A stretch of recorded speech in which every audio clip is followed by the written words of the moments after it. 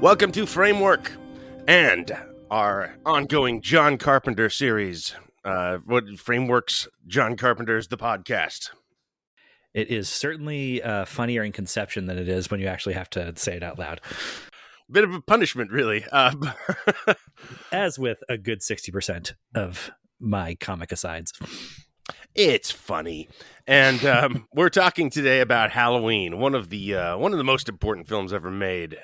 I mean, I don't know what that means. It's an important big movie. A lot of people saw it. They made a bunch of them. It's John Carpenter's biggest hit. Yeah, you know. I mean, the only thing that makes you kind of hesitate about that is that it's super important to a more disreputable corner of cinema. But are we really gonna fuck around in 2022 and talk about whether horror movies are artistically valid? Oh no, they drive the entire industry to some extent. These are hugely profitable movies. Like, you can always make money on a horror movie. That it's the oldest rule. And this movie made an enormous amount of money. This was the largest independent hit of all time when it was released. They shot it for $300,000. It made $70 million, and spawned $70 million in 1978 money. Huh? That's That's a lot. Basically, it came up out of nowhere. You know, it was released in a few cities at first. You know, it was most cities didn't even get this playing until after Halloween of 1978. It kind of came trickled out to most of America into November and December, and still was this giant hit. Dude, this is much more, now you're saying that, of a analog to the Blair Witch Project when we were young. Yes. Than I remembered. And that two of the biggest independent hits ever that, had came from no budget whatsoever to make these enormous amounts of money. I mean, the return on investment of those is so outrageous that that's, like you're saying, that's why the horror genre is unkillable, because there's always the potential to make 100 times return on your money that you're not going to get with an Avatar. That the initial bet on that is so big that, I mean, you can make the same amount of dollars by doubling your money, but you can't get the same return on investment. No, an insane return on investment. I mean, it's the ratio metric to cost versus profit is outrageous for this and for a lot of horror films like Blair Witch. And like Blair Witch, this was sort of a massive tone setter for the specific subgenre that then took over horror in its immediate aftermath. It is. It also has no budget. Like I said, introduced a new horror icon, an iconography that now is part of the horror firmament in a way that's hard to sort of throw your mind back to a time before that. In more ways than one, yeah. Mm-hmm. And also, both movies really slow burns when you actually watch them, and have so much of their horror and their power concentrated in the last 10 minutes. Yeah, leading up to a real gut punch ending that is probably the thing that's best remembered. But maybe Blair Witch, some of the, I guess, stylistic stuff is a little more remembered. Maybe the snot shot. Yeah, but you don't remember scenes from the Blair Witch Project except for the end. Yeah, right. And this, that's a big thing. Bad place to start for Halloween, but man, is the last 10 minutes of this movie where everything's at. You really they're good. Remember. They're good. Yeah. And it's interesting. I don't really think of Carpenter as a slow burn guy. He makes kind of short movies, movies that move, movies that really kind of grab you and just roller coaster you through them. There's exceptions, of course. The opening act of They Live is very slow, but this is a very, very deliberately paced, very slow movie where very little happens. The thing that I keep saying about him is that he's big on endings. That's it. He's best at, in my opinion. And this, I've really forgotten, for as much as I love this movie, it had been a long time since I watched it all the way through. And I recalled that it was a pretty slow burn throughout this, but man, I did not recall how much, I guess, the rest of the franchise had taken over so much in my mind, where you go into those movies, kind of everybody knows the deal. The cops are looking for Michael Myers in the beginning, but in this movie, it is about 90 minutes long, and there's not the first real kill after. I mean, there's the opening sequence, which we should probably talk about, but the first real kill in that movie proper is almost an hour in. It's 55 minutes, I think I clocked it at. Mm-hmm. And then, the heroine, the main character of the movie, doesn't know the trouble she's in, doesn't know what movie she's in, until 75 minutes into the movie, and it's over at 90. So, Yeah. Mm-hmm. I mean, but those like final 15 minutes, they're so impactful that they can gin up, a feud that has now run across half a dozen movies and about as many decades between, the icons of Laurie Strode and Michael Myers. Well, she is seeing him throughout the film. That's the thing. She's always catching glimpses of him. She's aware something's going on. I mean, that's why they say she survives, not because she's a virgin, but because she is paying attention more than the other girls, which is of course because she's a virgin. But it is well, this is all towards establishing the final girl trope. She's the one who can see the danger. She's the one who knows something's up, who is a little more attuned. And to hear Carpenter talk about it, it's because there is a character duality between her and Michael Myers, that they're both voyeurs. Yeah. Okay. Yeah, I can kind of see that. Mm-hmm. I mean, okay, should we talk about the final girl, I suppose, trope? It's all, there's so much too. So, yeah. And the virgin stuff. It's sort of codified by Scream, finally, I guess, 20 years later, where it's directly articulated to the audience in a way that, made everyone experts on the final girl at Scream. Yeah. It's a thing. I think the movies that have the most fun with it, I mean, look, the virgin thing goes back farther than Halloween. It goes back to Bram Stoker. It goes back to original Halloween. Yeah. Right. And I think that the movies that have the most fun with that sort of premise are the ones that sort of acknowledge kind of how bullshit he is. I'm thinking specifically of the horror classics, The Cabin in the Woods and The Monster Squad. Yeah. But scary movie, similar. Yes. Yeah. But I think there are narrative sort of like plot-based reasons undergirding why that the virgin stuff sticks with it. Beyond the voyeurism stuff, it's just that the virgin in the friend group is probably going to be the most cautious, sort of small C conservative. Yeah, she's safest. She wants to be safe. And then, the other thing, this is a whole tangent, I guess, but I was thinking about, how much is this, when I'm watching this with the virgin stuff in mind, because it is very explicit that Laurie Strode is the virgin, gets teased by her friends for being the prude of their group, and the one that doesn't have a boyfriend and isn't hooking up with anybody. She's, I don't know, is she the incel of the group? No, she's crushing on Ben Tramer. She she's into boys. She's just nervous and anxious and probably not as comfortable with the idea of being an adult as her friends are. And with good reason. Both of them are clearly in their late 20s. That's sorry. Also true. Well, but is it just being an adult because she's the one who embraces childcare and responsibility and that? Yes, exactly. She takes all that seriously, which is why I think she's great. Which I think better. That's a bigger deal for me than that she's the smart virgin. I like that she's that she takes care of the kids instead of just running down the street at the end. But no, Carpenter has spoken about this directly, and I pulled a quote from it, which we haven't really spoken much about Carpenter the man yet.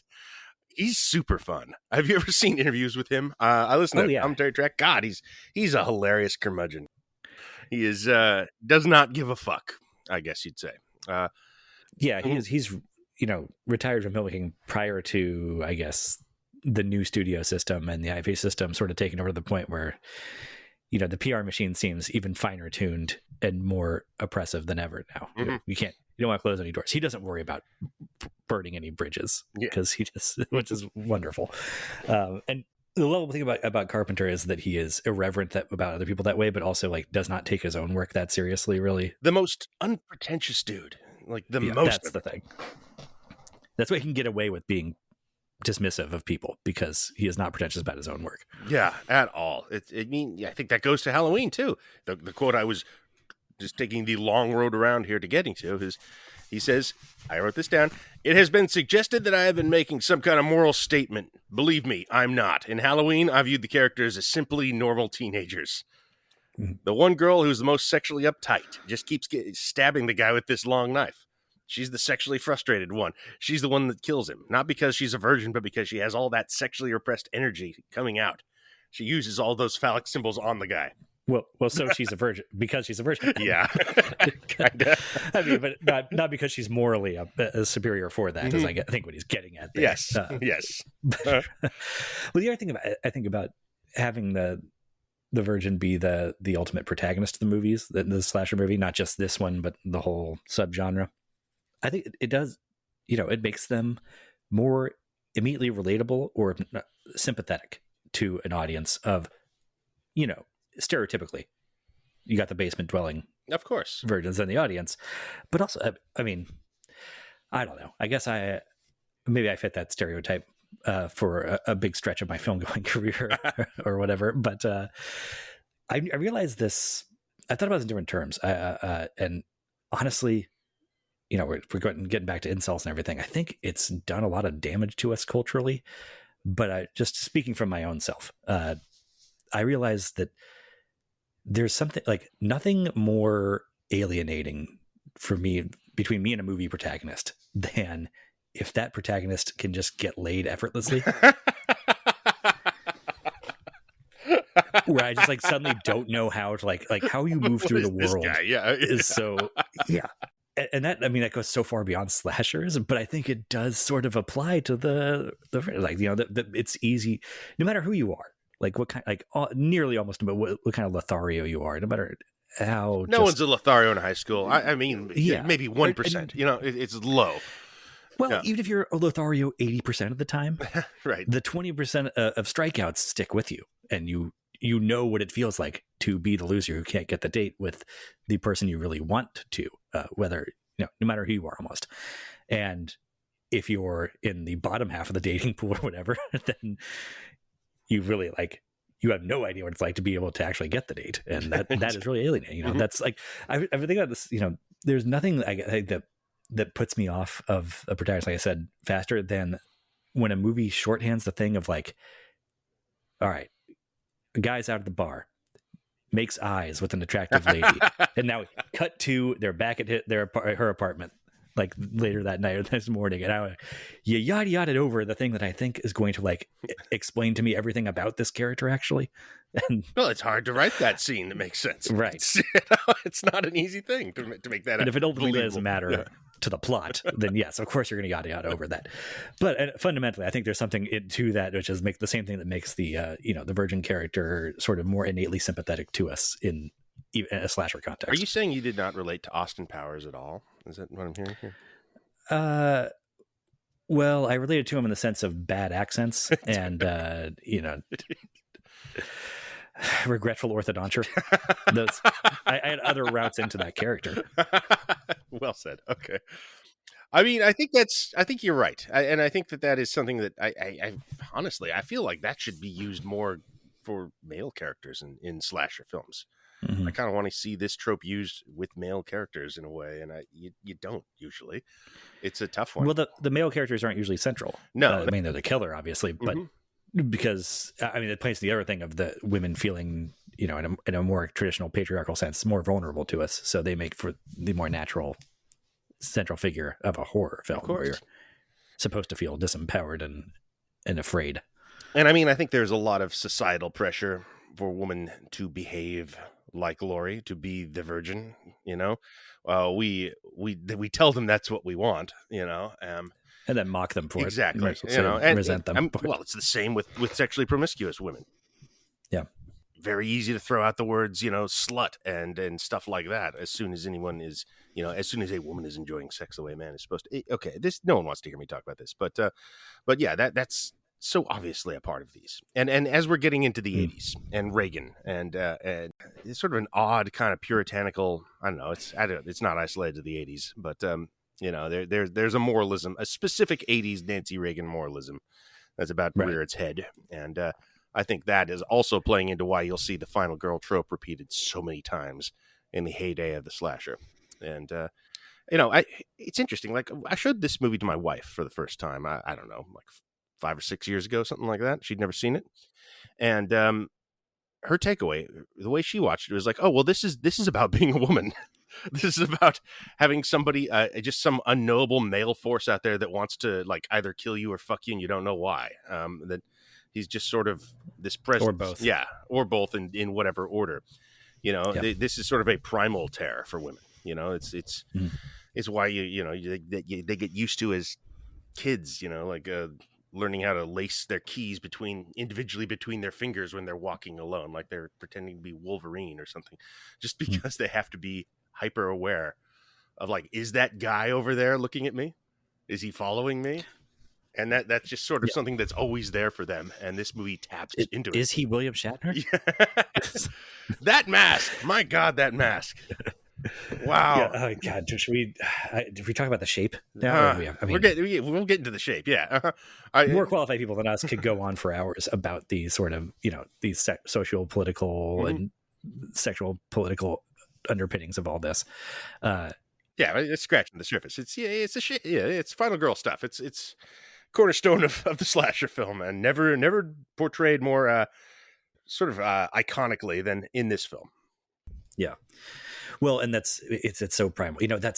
I forgot how explicit the boogeyman stuff is in this one. Yeah. Too. Mm-hmm. I had sort of absorbed that into, like, I thought that was sort of the horror nerd conversation had established that, but no, it's in the text of the original that he's called boogeyman, and that's what's so brilliant about the shape, and that, like I made reference to the Michael Myers mask being a William Shatner Captain Kirk mask that they just spray painted white, and that it's so simple but so enduring. I almost got to wonder if it's a little hyped up at this point. Just like, it was a $2 mask from Hollywood Boulevard. It was just a simple William Shatner mask, and I almost think that's just sort of like if because this looks like this was an incredibly well designed and chosen mask. Like, this thing looks so perfect for what it is. It just seems like a triumph of design. I can't believe they stumbled onto it entirely. I mean, who knows? Yeah, I mean, this thing was so cheap. Everyone was like 30 years old or younger making this. It was a lot of people's first movie. It's a bunch of kids. That's the crazy thing about this movie. A bunch of kids made it. But the Shatner mask, by the way, like, how creepy is that mask without the spray painting it white? If it's just a skin mask of William Shatner, it feels like it's worse. Like, there's no way to get. I've never seen such a thing. It's almost like the closer you get the skin tone to proper Shatner, the worse it gets. That's the uncanny valley effect. Like, I guess they made these in the 70s, just like a skin mask of popular characters. That seems nuts. No, I mean, they still make them. Really? You remember Baby Driver? They did that with Austin Powers, because it's the Michael Myers mask is the whole joke there. Yeah, do I need to explain that whole joke now? Right. It's a pretty good joke. Good joke. But anyway, no, it's simple and it's scary, and it's reproducible too. So that the sequels especially get to play around with, like, we got him, and it's somebody else, some other kid that's just in a white mask. Oh yeah, man. Have you seen the sequel, the immediate sequel, Halloween 2? 25 years ago. Ben Tramer, Laurie's crush, is in it, and he's wearing an improbably similar Michael Myers costume. Kind of crazy that he was also sporting the garbage man's jumpsuit and white William Shatner mask look on Halloween that night. But they think he's the killer, and he starts to run away from him. And this is Loomis and the cops, and he gets he gets destroyed by a car. An ambulance like plows into him, and he explodes in flame. It's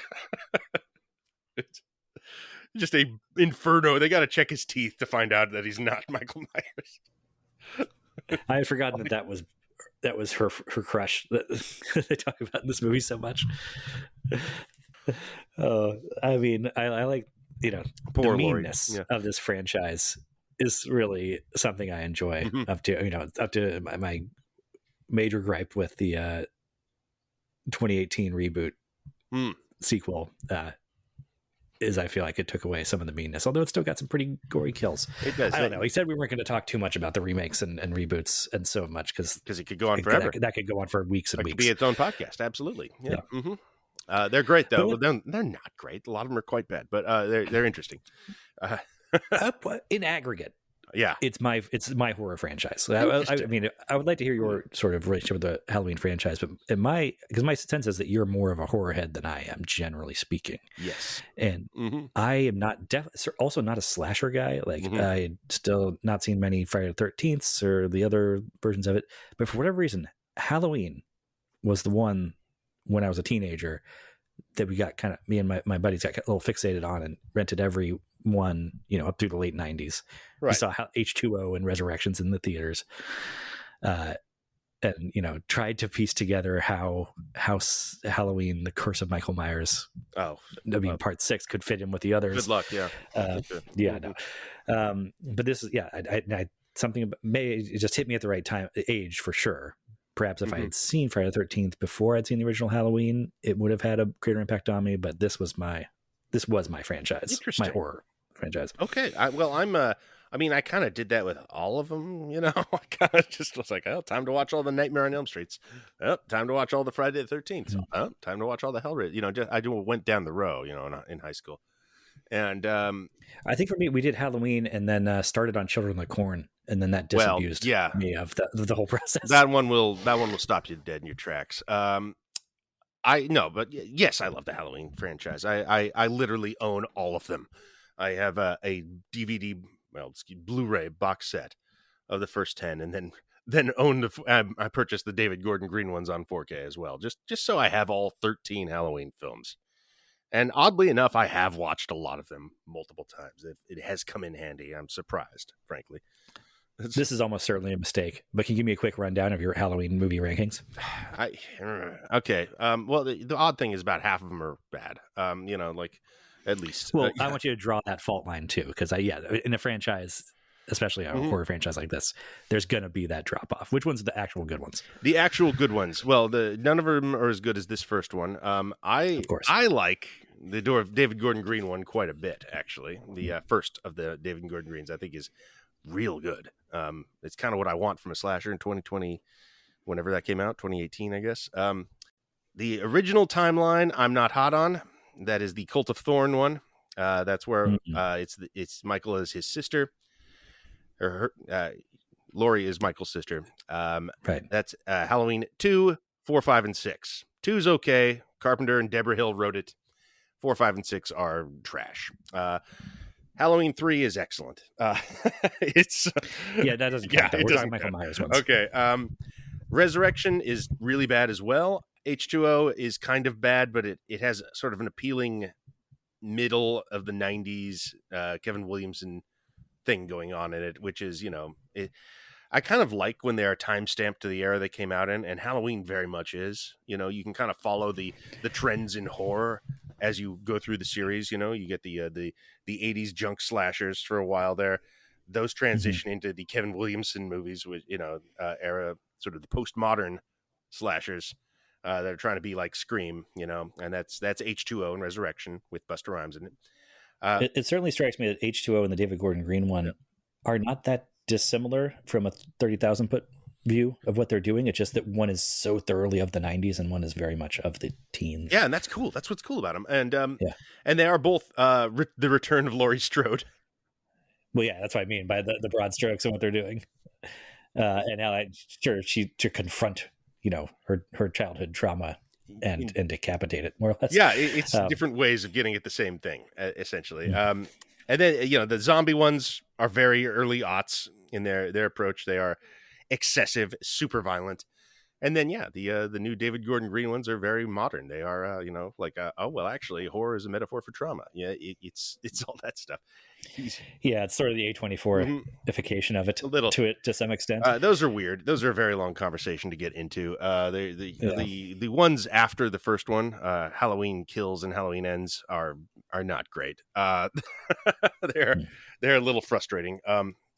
But you have told me that they address sort of my central criticism of the 2018 Halloween. Oh yeah, I mean it's certainly not empowering anymore. Kills is the most violent film that in the franchise, far and away. Really? Oh yeah, it's that one's brutal. That one is that one is including the zombies. Oh yeah. I mean the zombie ones they were the lead up until this one, but Kills is extreme. I don't know. I guess you could make an argument for either of those, but But Kills has, like old lady gets a fluorescent tube in the throat, Oof. stuff like that goes down. Definitely the biggest kill count is in Kills. It's I mean, that's kind of what he's doing, honestly, is he's kind of just doing highlights of the franchise in Halloween Kills. And Ends is its own weird thing as well. That one's nothing like any other Halloween movie. But that's very the 2020 of it is just everything's so backward looking and homage to the history, Yeah. Uh-huh. Even like, Top Gun Maverick is the loving homage to a franchise which has one other entry in it. But yeah, that's something that certainly defines it, places it of this era. I was more curious about, look, I have a whole take on the 18 one, but I wrote a whole long blog post about it, and I could regurgitate all that here, but we're not totally talking about that movie. I was a little more curious to hear about your take on the zombie movies, because I haven't seen those. Thank you. I wanted to get, and I know they are reviled. Yeah. Largely. Well, mostly the first one. The second one people kind of like. Halloween 2 by Rob Zombie is kind of its own thing. It has some good stuff. Has a lot of character actors that are fun in it. There's a scene when Dr. Loomis goes onto a late night talk show to talk about the book he wrote about Michael Myers, and gets dunked on and insulted by Chris Hardwick and Weird Al Yankovic. That's pretty great, playing themselves. Yes. Wait, I'm trying to remember who plays Dr. Loomis in the Malcolm McDowell. Zombies. Malcolm. That's right. Yeah, he's kind of what you expect, I guess. He's all right. He's no Donald Pleasance. Yeah, I'm afraid. They make a lot of changes. But what's weird about the zombie movie, it's the only proper remake. Everything else is technically a sequel or something along those lines. It takes place in a world where the first Halloween happened, or not, yes, in the case of Halloween 3. But for the most part, they all kind of use that as a bedrock, and Zombie just redoes the whole thing. And he does something very interesting, which is he decides kind of what's so interesting about Michael Myers is that he is this sort of motivationless phantom, that he is an unknowable ghost. He says, we're going to do the exact opposite thing. And a lot of people called this like an incredible misreading of the text. And it's like, no, he gets it. He's doing something that is explicitly the opposite of that. Like that is the point of what he's doing. It doesn't work. It is in fact kind of a bad movie. It's a middle tier for this franchise, but it's not great. And it is, but I kind of appreciate and admire the swing. People hate it, but he's trying something there, and it is an effectively upsetting film. Obviously I can't speak to this, even to condemn the zombie one with any authority, because I haven't seen it. But it does strike me as, I mean, I agree with the general sentiment that that's the worst thing you could do to the Michael Myers character. And it sort of strikes me as, well, at that point, why aren't you just doing an original slasher film? Is it, do you need to use the same mask? But no, he doesn't. Could you not be reminiscent of it without giving it that name? But that's also reflective of the era that we're now in the post 2000s landscape, where you don't just do an original slasher anymore. You have to attach it to, it's got to be a remake of Black Christmas or whatever the hell is available at the time.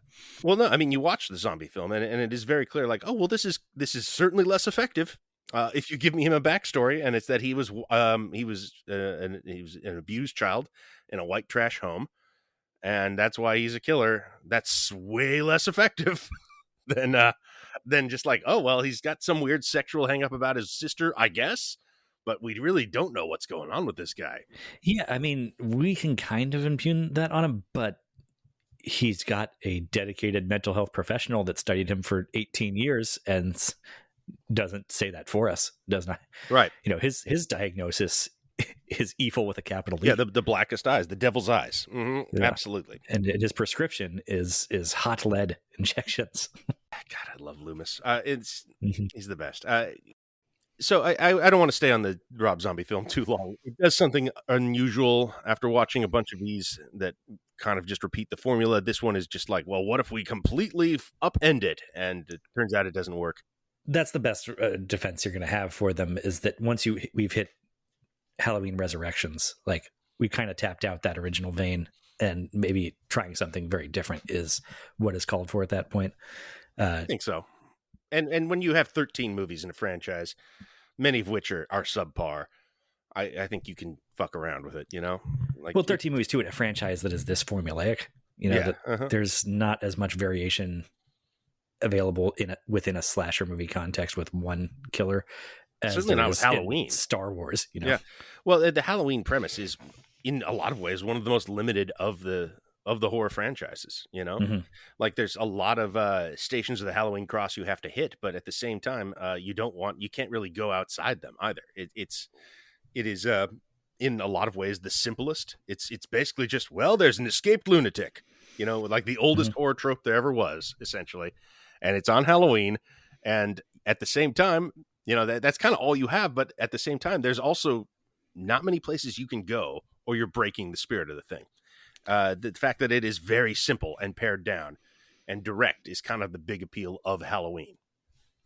Well, yeah. I mean, that's the other thing, I guess, that the zombie movie goes against is that when you give him the motivations and the backstory, he's no longer the boogeyman. And not at all. They can call him that, but he's not. He's Michael Myers, who we know his parents and we know his wife, or not his wife, his sister, his wife, yeah, and his and the relationships he had with his stepfather, a bunch of shit like this, and. But I guess that's the interesting thing to me. There is, it seems like when we talk about this first movie, especially, and the strength of it being how little it establishes about Michael Myers' character and how he is such a flat surface that nothing really sticks to, even when you try and attach certain motivation to him or whatever. And it would seem like that gives you a blank canvas to do kind of anything with, except that I've learned watching the David Gordon Green version that I am sort of a purist about that, is that it is really constrictive because I don't countenance attaching anything to him. Anything when you get into the Blackthorn or the crap it was, I forget what it was. The Cult Order of Thorn, yeah, Cult of the Thorn, mm-hmm. And that's what, but it's sort of like you're saying you kind of know his family and his sister, and like with the original Michael Myers from the 1978 version we're talking about here, the sister thing is all we have to sort of attach to as a backstory. So of course that ends up being what they fixate on as the what his personal mythology hinges around. But it's almost better that, I mean, it is better to my mind that even that, like, we don't get the more deft versions of this, including the David Gordon Green one, I think threads the needle pretty nicely about never telling you whether Michael Myers is actually like returning to finish Laurie Strode off, or if she is the one forcing that conversation and he is sort of unaware or indifferent to who she is. Well, the first one anyway. I don't know what I would do, but my point is, I like that even in this first movie, yes, his sister is the first kill, and that's sort of seminal, but we never get a sense of how, if he feels it's that important. I guess he goes back to the house. That's what we have to go on. He goes back to the house. Yeah. Okay. So I was going to say we're done. That's right. Well, this is the dumb thing. This is maybe the only thing that's stupid in the original Halloween is the gravestone thing. Is just like, wait, what? It doesn't mean anything necessarily. It just sort of, it sort of defines him a little, but not much. When I think the whole point is he shouldn't be defined at all. At least it's presented here. So why does he carry a 600-pound gravestone and put it on top of the bed in an old house? Like, why? What? Why are you showing that? It's not particularly odd. It's just sort of not believable. And it's not a real problem. It's it's kind of an iconic, scary moment. A tombstone on a bed. Okay. Something needs to be happening in that first hour. Yeah. So that's a thing that can pop up later that ties back to something he did in the first hour. In the zombie film, he not only has taken the headstone, he has crucified a dog on the grave. That tracks. That's the vibe that I associate with that whole thing. I was going to get off zombie, but I did want to mention this based on what you just said. That movie is explicit about his psychology. That movie says, like, okay, here's the deal. He wears the mask because he doesn't want to exist. He wants to be the Shape. He does not want to be Michael Myers. He has, like, you get into his cell at the asylum and it is full of homemade scary masks that he's created. He wants to be completely disassociated from identity. And that is why he's killing all members of his own family, including Laurie Strode, his sister, in this version. And that's the psychology that they come up with for Michael I mean, Myers. Yeah. that's not half bad if you have to do that thing that I don't think you should do. Yeah, well, they thought a lot about this movie. Anyway, Mhm. it's better when he's the boogeyman, though. Right. Better when he's a ghost, when he's completely unknowable, when he is not Michael Myers, he is the shape. Yes. Yeah.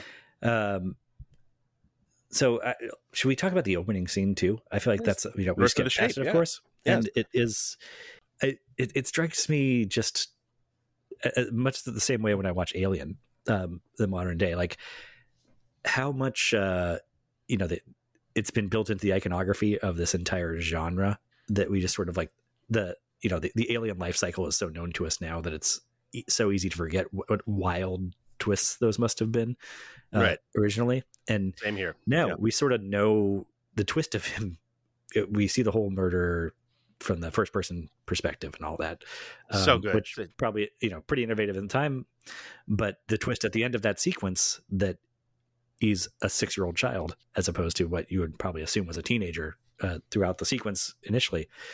That is also something that we know that sequence. We've accepted that's Michael Myers' backstory for so many decades, but you can buy a toy of Michael dressed as a clown as a child. Yeah. Right. It's famous. Mm-hmm.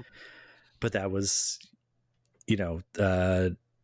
that's a pretty good twist and a pretty good kind of an all-timer opening sequence for a horror movie. It absolutely is. Yeah, it's a little in line. It's a reversal of the assault on Precinct 13 that we said, where that murdering the child in that gives the whole movie a patina of evil that you mentioned. And here the child is the perpetrator and doing the evil, but it does, it still establishes the evil of the entire film. The evil. Yes, of course. Yes. Yes. It's a wonderful, wonderful sequence. I mean, I wasn't around when it came out, but as I understand, this is, kind of a tone setter for a lot of people, a lot of horror movies, a lot of filmmakers.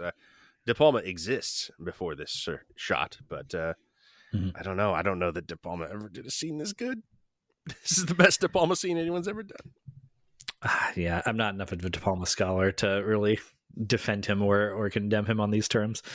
If we ever get around to that one, there'll be a lot of first time watches for me. Well, he does a lot of voyeurism stuff. Yeah, this much I know. Yeah, and this is the big, this is from the killer's POV kind of thing. That sort of his bread and butter. There's a lot of Hitchcock in this movie too. Right. Pauline Kael. Yeah, Psycho had some of that too. Oh yeah. Well, yeah, another contender for is that the first slasher. And yeah, there's direct lifts from Psycho here and many other Hitchcock films. He's a student of him. I mean, this is almost like it's almost the way Tarantino makes films. This movie, it's a lot of pieces of other stuff, kind of thrown in. I don't know. I mean, this doesn't strike me, I guess, because it minted this genre that so many other things just copied beat by beat by beat. It doesn't feel like a pastiche. It feels like such a pure, exemplar of the slasher genre. Well, he calls it, Carpenter calls it true crass exploitation. Kind of how he approached this thing. I mean, he's coming off of Assault on Precinct 13. Man knows from exploitation. Right. And I mean, it's clearly, you can see the California film student here is all I'm saying, I guess.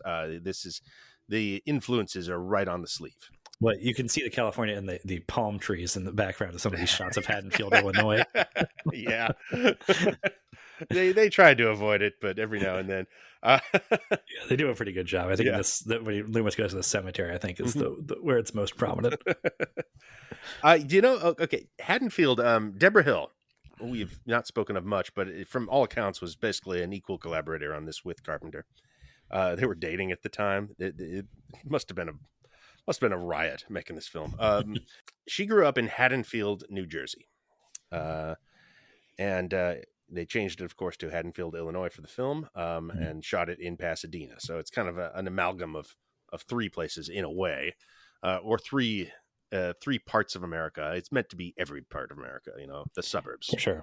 And I think it is pretty effective at that.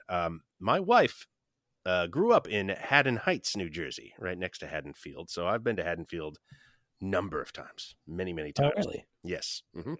Is it a suburb, like Yes. a Halloweenish suburb? Oh, it is the biggest suburb you've ever seen. Absolutely. Oh, It okay. is such a Halloween suburb, huge lawns, big houses, a lot of fall leaves, little parks, a lot of places for a killer to hide. It's really it's exactly what is presented in the movie, California or no.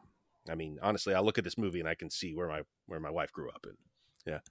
But it still is. It feels to me like, the type of thing that Carpenter maybe doesn't get enough credit for like the, because he poo-poos it himself, but the intelligence he puts behind his decisions, because it strikes me as a really good decision because it does seem like, to raise the question of, is it worth the effort if you're basing this on a town on the East Coast and you're shooting it on the West Coast? What good does it do you to locate it in neither of those places? And putting this in the middle America, I do think is really important. We did a whole episode about Halloween movies, not the Halloween franchise, but just movies that take place in and around Halloween a few months ago, and sort of talked about how the Midwest is not like, Halloween is not just a season; it's also sort of a region. That state of mind. yeah, and the Midwest is what it is for me. Maybe the Northeast to an extent, but having this be the whole Anytown USA vibe, I think means you kind of have to avoid the major seaboards. But maybe that's just growing up in the Midwest. That's my Midwestern talking. You're Illinois, right? I mean, I was raised in Kansas, but I've been in Chicago here for I guess nearing up 20 years soon. Does it capture it? Is there too many palm trees? Does it feel like the palm trees jump out at me now? But it does. No, it didn't when I was a teenager. It struck me as this is. I mean, I guess I wasn't technically in a suburb, but I was in a small city where these neighborhoods and the vibe of Halloween and the trick or treating and all that stuff felt spot on to me. So this is always thought of as like sort of the progenitor of the 80s slasher, and the massive sea change.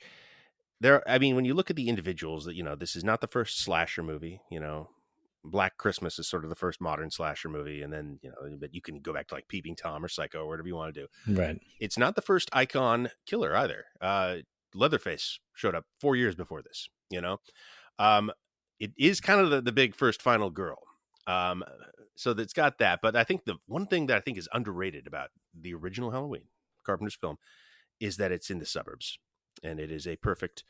These are where you're supposed to be safe, and this is where where the evil is now. Like you are not safe at home. You are not safe in your backyard, in your large living room. There could be somebody, and he could be. You're kind of isolated here, actually.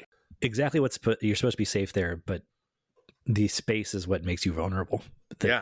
Because Michael Myers couldn't run quite as amok in the middle of a crowd, I don't know, of Bourbon Street on Halloween. And it's also, but it's also not out in the sticks either. It's not in, wherever Texas Chainsaw Massacre takes place. It's somewhere familiar. It's the place you're supposed to be safest. I mean, you could make an argument that this is a commentary on white flight if you wanted, because it's 1978. It could be done.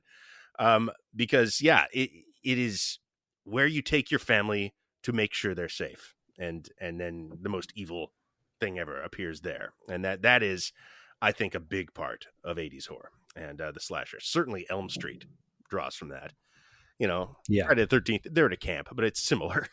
Yeah, that's a different vibe. I mean, because camp strikes me as more of an East Coast thing, too. Maybe that's another reason why Halloween and not Friday the 13th became my slasher franchise as a teenager. That makes sense enormously, yeah. God, I wonder if you could do it. If there'd be any way to make a topological map of which slashers are more popular in what regions of the country, and how much that would map onto it. I'd be fascinated by that. Actually, that would be so interesting to me. Yeah.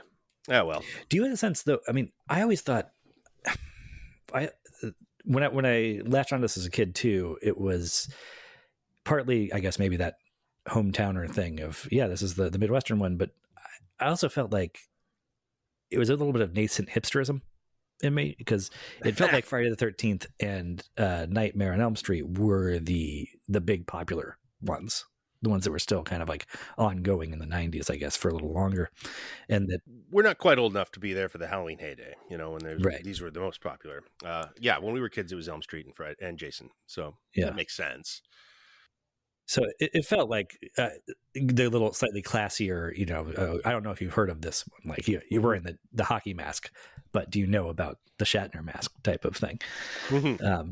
And I don't know.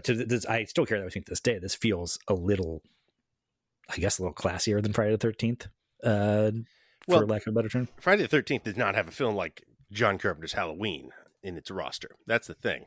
Like, if you were just to go off of the Cult of Thorn things, then it's roughly equivalent. But there's this massive North Star, which is, the 78 original, that is just a legitimately great film.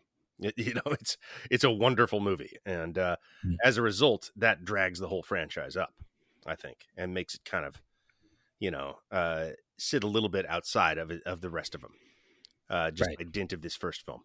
Because it's got one foot in the 70s.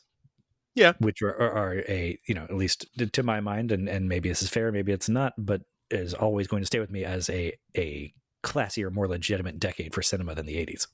Oh, well, obviously. Yeah, for sure. Yeah. It's a kind of generalization that I usually try and pick at, but I'm like, I can't find any way around that feeling I have. I mean, this is a 70s film in a lot of ways, but it is very influential on 80s films too, is the thing. So it's kind of that 1 foot in, 1 foot out, The Matrix, it's that kind of thing where it is it is both of its time, but also kind of presages what the next 10 years of popular trends will be, or 20 years, maybe. I don't know, or still to this day.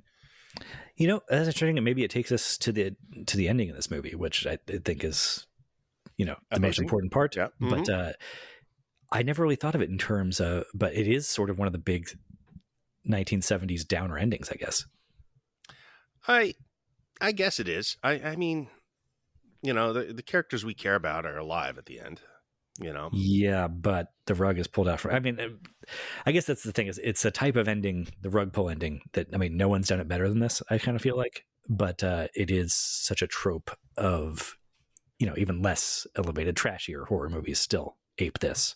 Mm-hmm. This or Carrie, I suppose, are two of the bigger ones that are considered a little better thought of. Well, I mean, the guy is still out there for one last scare kind of thing. Yeah, it's I don't know. I mean, obviously the implication is, oh, he's still out there, he's alive. The more I've watched this movie, the more to me that there's that literal meaning of it, but it's also kind of elevated by the sort of secondary kind of thematic ending, which is that it's unkillable. You cannot defeat evil. Mm-hmm. It is always out there, and it is. You never know where it's going to be. Because, yes, I mean, we get to the very end. Loomis shoots Myers. He falls off the balcony. Loomis returns after checking on Laurie, and he's disappeared. And the theme kicks in. And then there are still images of locations for like a minute. It just fades from one place we've seen to another, and they're all empty. They're all covered in shadow. Michael could be in any of them. And because of that, he's in all of them. Well, and it has his heavy breathing over all of it, so he's in all of them. I mean, yeah, it does feel like not. I don't even feel like he. I mean, obviously, if you're watching the whole franchise, then yes, he got up and ran away. Is the second movie is literally the same night. It is a direct continuation, like a Rocky film. Yeah, right. But I don't even. I mean, I think of this one in isolation a lot. That there's this one, and then there's the whole franchise as its own thing separately. And when I watched this one, I don't think of it as, oh, he got up and walked away. I think it was like almost like Pennywise the clown, that he just dissipated and his evil just seeped back into the land of this suburb. It's great. And just re-entered the environment. Yeah, I mean, I do feel like the current thread is over at the end. Like, I think that the story is over at that point. And the end is he's gone. He's disappeared. Who knows where, kind of thing. Yes, he's still around somewhere. And who knows when we'll see old Michael Myers again. That's what it feels like. But part of the reason, like this, why it's such a gut punch is you already did the guy gets up for one last scare thing. Yes. when when he sits up in the bedroom, which is great. What a great shot! Just and the whole last 15-minute confrontation with Laurie is the best scene of its kind anyone's ever made. I think. Yeah. I wish I had something small to disagree with you on there, just so we could tease that out a bit more. But no, it just this is the gold standard for that stuff. And breaking through the closet is just so simple and terrifying. And Jamie Curtis's performance is so great. And she is the original scream queen. They coined that term for her, but man, she's real good in this movie. And never better than in this last 15 minutes when she's finally caught up to what movie she's in and is properly terrified.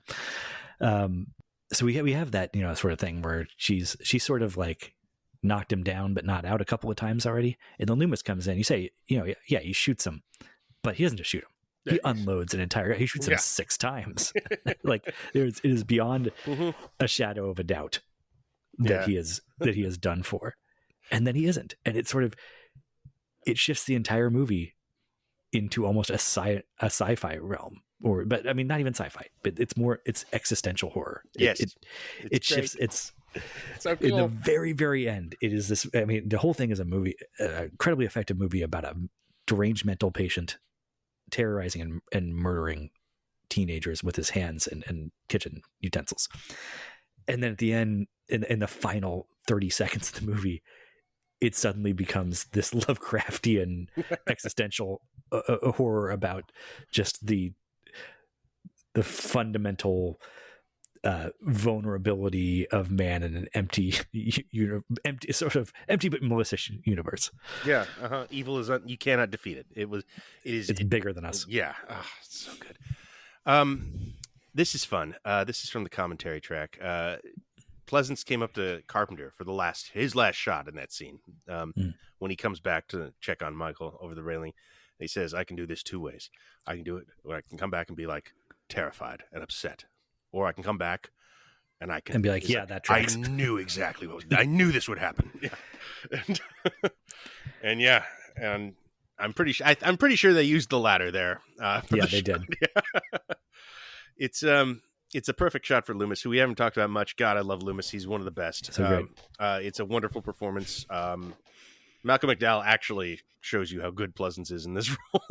Zombie movie. He's not bad, but it's just that Loomis is on the next, or Pleasance is on the next level with this, and he's fun all the way through. He keeps the rest of the next 6 movies afloat, basically. Right, are just on Donald Pleasance's back. Yeah, he keeps half this movie afloat because he doesn't interact with lawyer Michael until the last 5 minutes of the movie. Such an essential part that this character, to come up and kind of take us into a heightened realm already. I think all the things that this spill out of his mouth are sort of this classic kind of hammer horror nonsense. It's like, I spent 8 years trying to reach him, and 7 years trying to make sure he stayed there because I saw what was behind that child's eyes was evil. So much fun. Written for Christopher Lee, apparently. I mean, he is sort of a Van Helsing figure. I can sort of see that lineage. Yeah. He only did it because his daughter liked Assault on Precinct 13, apparently. Yeah. That's great, man. What else is great is the look on Pleasance's face when he pranks the kids. Does he have a black guy voice that he uses for that? Is that what he was doing? I think he calls him, "Hey, Limey." He calls one of them a limey, which is very odd. What the hell odd. is that? It's a slur for British, yes. And he, of course, is British. Is he British or Pleasance? Yeah. Okay. I think so. I'm pretty sure. I recently had watched Wake and Fright for the first time, 2 or 3 months ago, and it suddenly threw me for a loop. I lived my whole life thinking Donald Pleasance was British, and I was like, wait, is he actually Australian? No. Would I know the difference? I'm pretty sure he's British. Yeah, okay, that's fine. I mean, I think I would prefer it if he were, just I don't have to rearrange too much of my mental files. Oh, he's wonderful. And yeah, he's a lot of fun. This character's never been done as well either. Sort of what do they call it? Van Helsing / Ahab. Yeah. Figure. That ultimately has to be so ineffectual because they can't take him out. Kinda. Yeah. I guess no other real no other franchise really has this figure, I guess. Not quite like this. They've dabbled with this type in individual entries, but there's no like long running like nemesis for Jason Voorhees, I guess. Mm-hmm. There's one kid who Yeah. keeps coming back, but that's it. Yeah, well, it's. I guess they bring Laurie back for Halloween 2, at least. There's Jamie Lee Curtis is in more of these than she's not, actually. that's yeah. Well, and then for the reboots later on, which is that's I. So I waxed rhapsodic about the final minute of this movie and how it transfers the horror from this very direct, visceral fear of being stabbed into something more cosmic and unknowable. And that is the basis of my critique for the David Gordon Green 2018 one.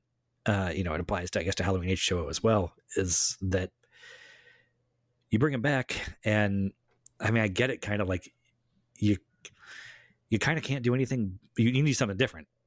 So having the final girl fight back, having them like be able to mount a more potent defense against him, is almost what you have to do on a plot level, but it betrays this ending to me so much. Yeah, that if you can beat him, if you can trick him and slap him around as much as they do in those movies, then I feel it mars this ending for me. That is, one of the best endings in movie history, in my opinion.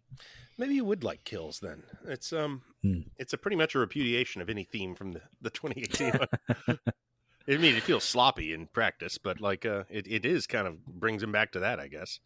He's taking a lot of bullets and walking and just brushing them off in that movie. It's that kind of thing.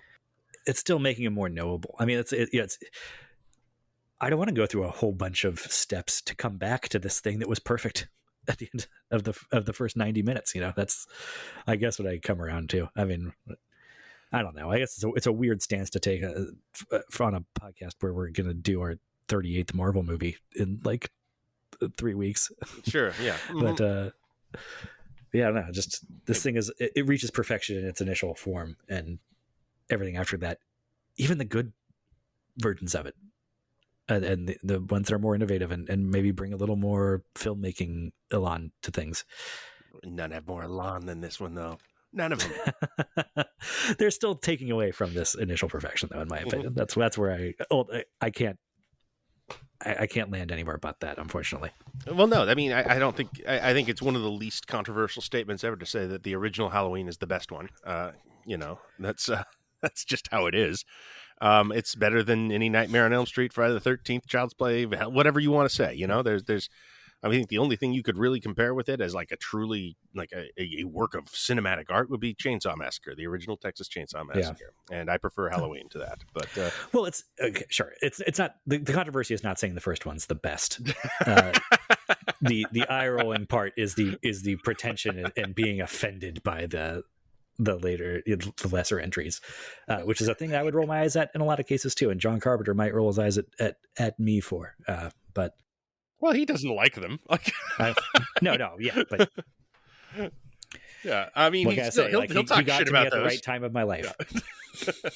I mean, look, he wrote and produced the second movie, right? Produced the third one, and has contributed scores to all the David Gordon Greens. So the scores rule. We haven't talked about that. No, well, I want to finish on that. The score is the best score ever written for a horror film, without a doubt. Maybe one of the greatest scores written for any film. I mean, I guess Psycho is like so iconic. Halloween's better, but yeah, I mean, Halloween's the type of score that I would listen to just on its own in my car. Yeah, the main theme, of course, is amazing, but every single cut in this score is exceptional. Every single bit of this, all of it is ambient noise. When it's just a piano that is simulating a heartbeat, it's amazing. When it's it's just sort of that sliding synthesizer score of all of it is so crucial to making this film what it is. It is sort of Carpenter says this. He's like, yeah, this is a movie about a score. It's yeah, so much power comes from it. You watch this without the score, I don't know if it works. Oh, well, certainly the 45-minute stretch where he's just playing hide and seek and Laurie's friends are teasing her for being a virgin is Mhm. just sort of dies without I would think that. I would think that that score, like you would look at the dailies on that and you'd be like, what do we even have here? right? And the score is this act of genius. Yeah. Yeah, you overlay that heavy synth stuff over it and just layers the dread in. It's just like it just lets you know, yeah, but it's just marking time until the sun goes down.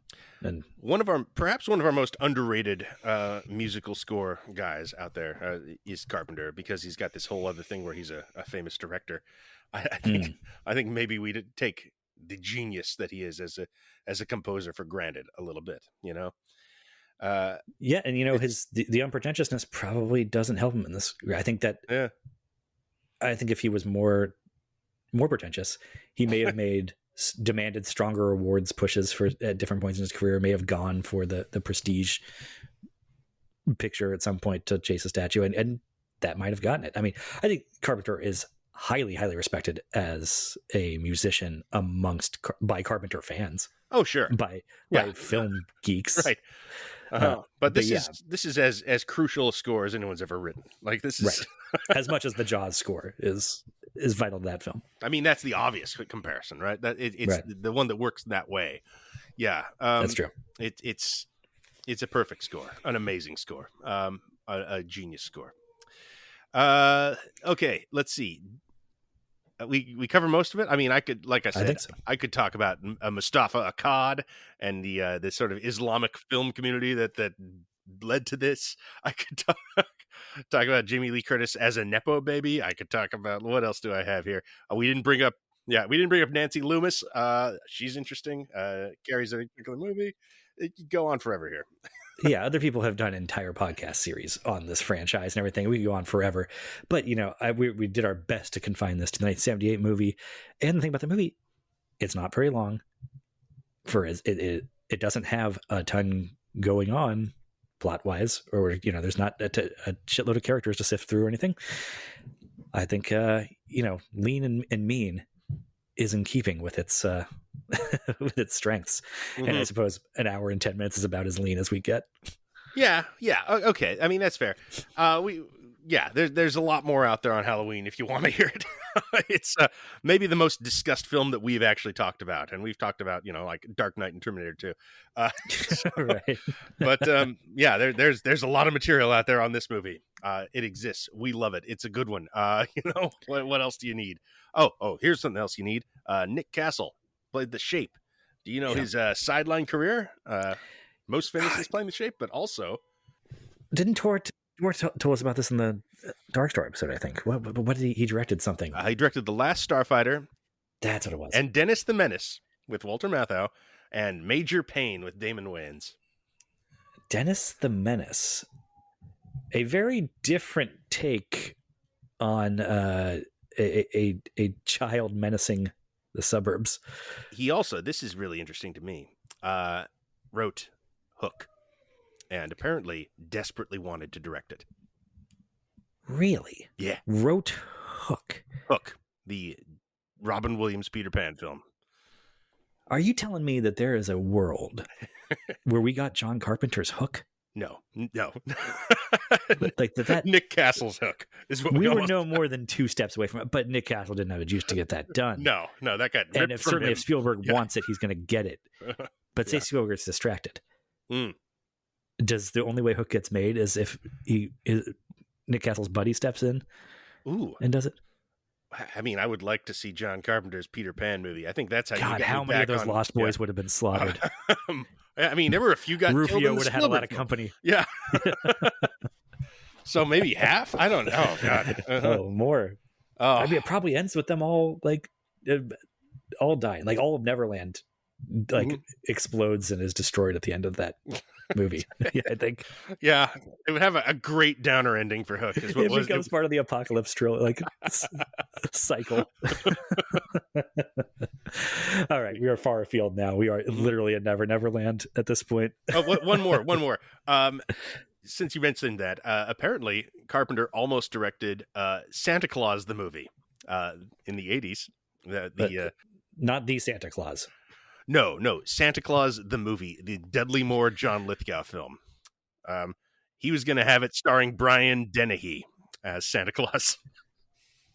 Oh, Brian Dennehy then didn't get to make his Carpenter movie until he did the Assault on Precinct 13 remake. Yeah, he never really got one. Yeah, that's too bad. Yeah, they would have been matched well, but especially if he was playing Santa God, he would have Claus. been great. He could have been the Thing, you know.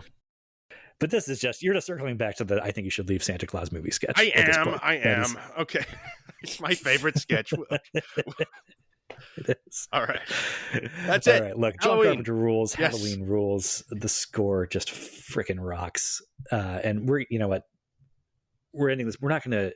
Halloween's going to come up again in this series. I'm sure. And a lot probably in the rankings episode at the very end. But I'm sure that when we're talking about The Thing, we talk about Prince of Darkness, Halloween is still going to come up quite a bit. Yeah. Well, Pleasance comes back. Yeah. That's right. Jamie Lee Curtis right in the next film, along with Deborah That's right. Hill. Yeah.